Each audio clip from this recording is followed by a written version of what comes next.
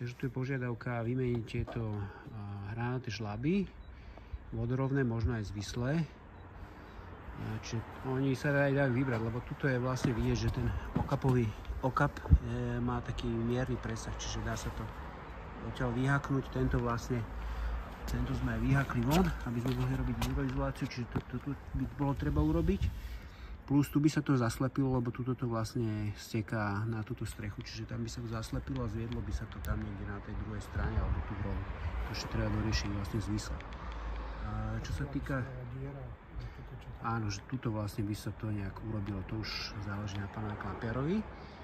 Dĺžka je asi nejakých, tento hranatý má, toto má, zmeráme to. Čiže táto časť je nejaké 4 metre a toto je nejakých 2,5, táto časť 2,5 metra. A tie zvisle z vody môžu byť nejaké 3 metre, 3,5. Dajme 4, čiže to by bol jeden a tu by ešte jeden bolo treba urobiť nejak. Ešte treba doriešiť, že by to bolo možné.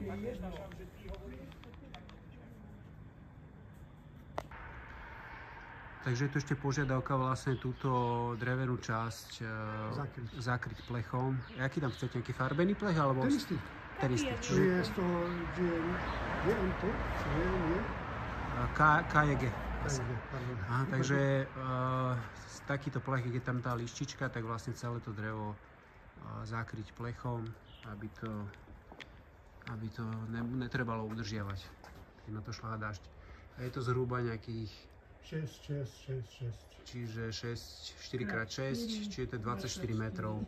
24 bežných metrov a šírka asi zhruba nejakých možno 50. 30. Alebo 30. Pokiaľ to pôjde po tú líštičku, tak je to 30. Z tejto strany je to takto, to je vlastne žlab a vlastne sú to po ten žlab. Ten prístup je tu celkom v pohode možno. Keď sa to bude robiť, tak asi rebrík bude musieť byť od susedov, aby sa tam dostalo.